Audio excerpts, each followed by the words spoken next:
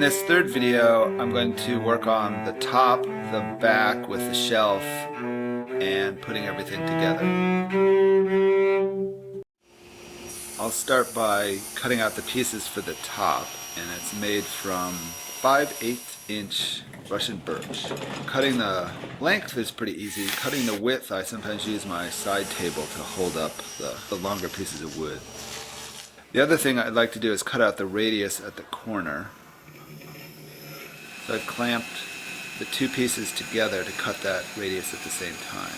The thought I had originally was to make this a torsion box and have a top and a bottom and a bunch of struts holding the two together, so it's a hollow box. But I decided the two pieces were stiff enough by themselves, so I just glued them together without any of the space in between. So that just made a 5/4 inch piece of plywood. And it made the desktop thinner in profile as well, which I like. I used some of the chunks of the wood in the shop just to hold the two pieces together as the glue dried. Then I need to make the trim that I'm going to put around the edge, and I'll do that with black walnut. For most of the trim, it's straight, and it's just a matter of making 1/2 inch wide strips that are the same thickness as the plywood. So I'll just joint and plane those.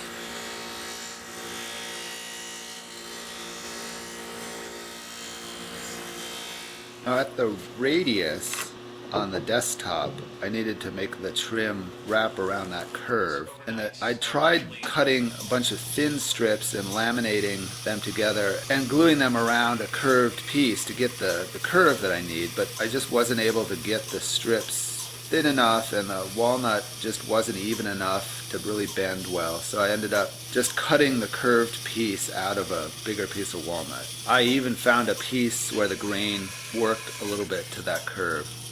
And I got to use my oscillating spindle sander to sand the inside of that curve. And then I used the disc sander to sand the outside, which worked really well. I could get the curve nice and even this way. And I cleaned up the outside of the desktop. The top piece that I needed to make for the desktop was a piece of marker board that I'm going to use for the actual writing surface. So I'm going to cut that out to the same shape as the plywood and cut the curve off the corner.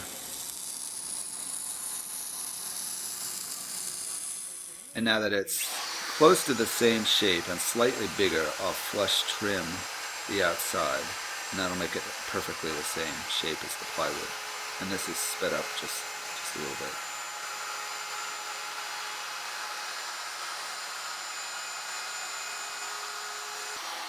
Now I can start putting some of the pieces together.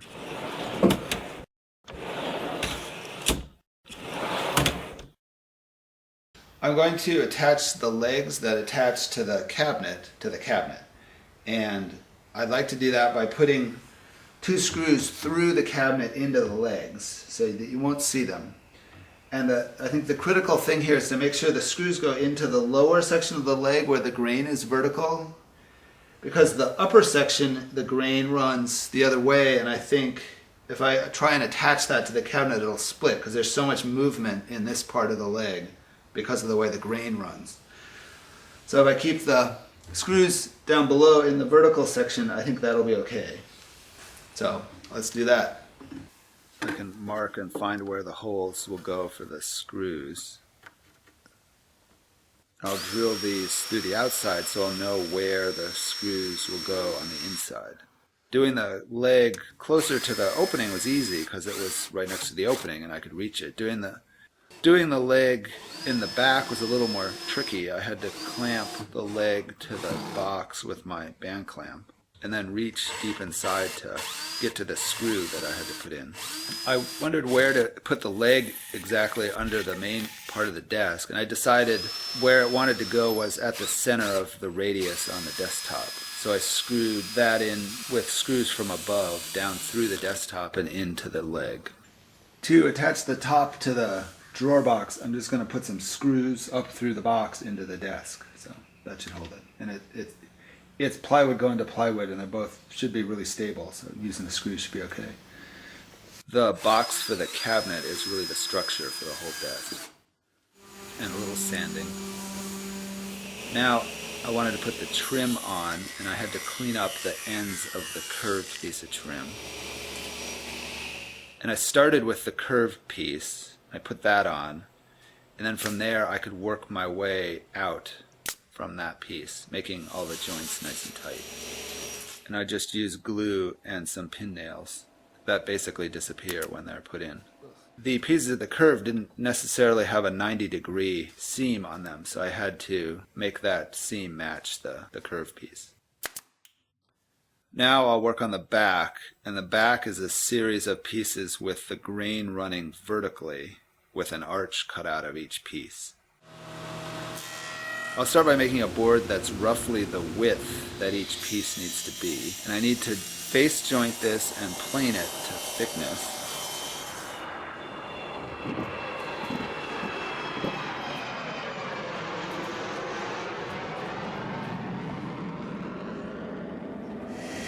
So I cut the board into two shorter pieces so that I wouldn't have to plane and joint off so much material, and I could keep most of the thickness.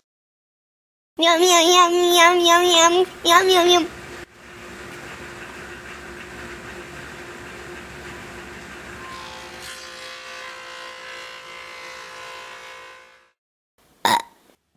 Now I can square up the ends of both of those pieces that I'm working with.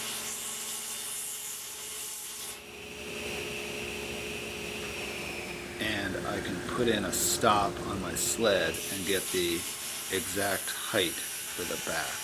Each one of these pieces will now be the height that they need to be for the back.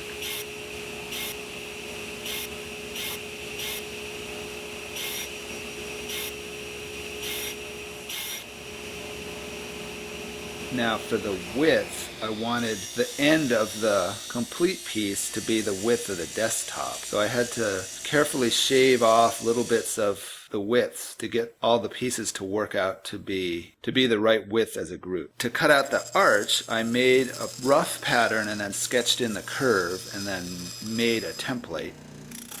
And the template was half the arch, which I could then flip and get a symmetrical shape. Then I cut out the first arch. I used my spindle sander to sand the inside curve. I could use this arch as the template for the other 6 arches.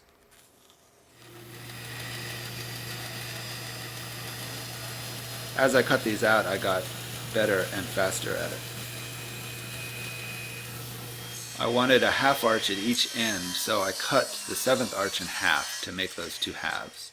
I also wanted to round over the inside out-facing curve of each arch, so I used my little shaper for that.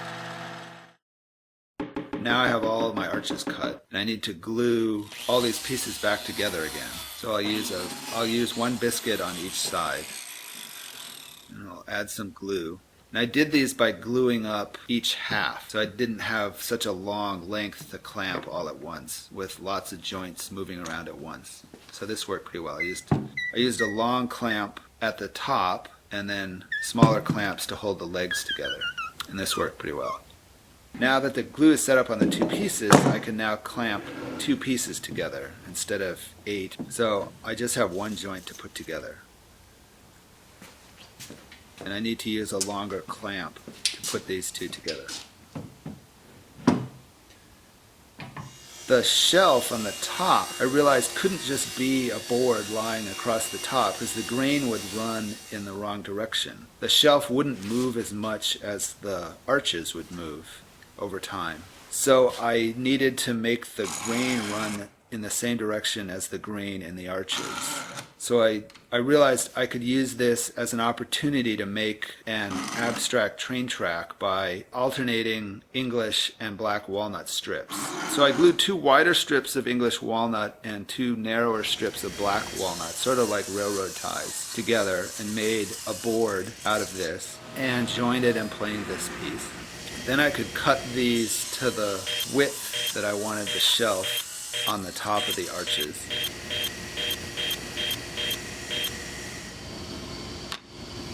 And then, just like gluing the arches together, I would glue these together in two halves, with the grain running perpendicular to the length of the piece.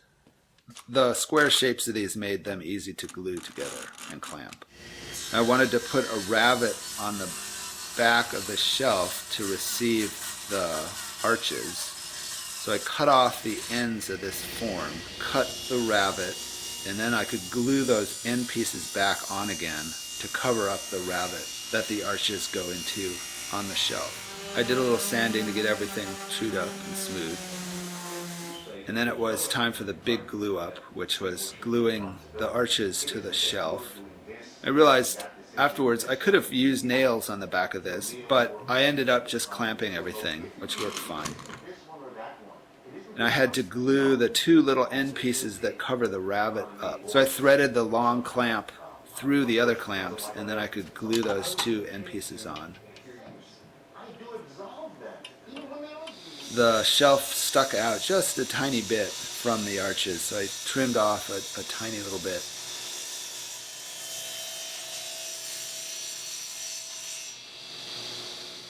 To attach the back to the desktop, I just used screws. I'm realizing the grain on the back is going to move a lot more than the plywood desktop, but I'm hoping the arches are going to give a little bit of relief for that so it won't crack. But it is just attached with screws, so if I ever have to replace it, I can do that fairly easily.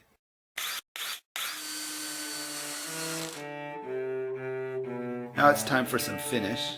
I'm just using wipe-on polyurethane. I figured I needed something a little bit more durable than the beeswax and linseed oil that I've been using on projects.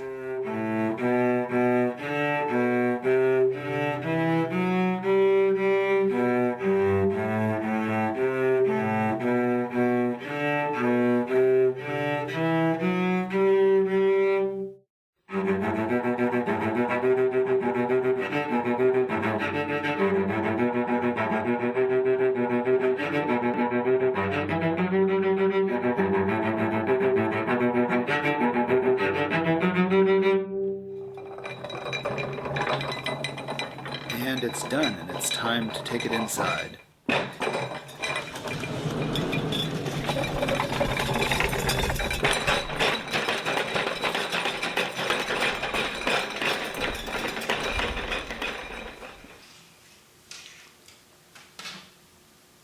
Daddy, it won't fit. Uh-oh. It turned out it didn't fit through the door, so luckily it's all attached with screws, so it was easy to take apart. It had drawers and it had a shelf, and it looked like a bridge with these. I could keep things on my desk for as long as I want until I want to clean it up. And at night, I could get things out of the drawers.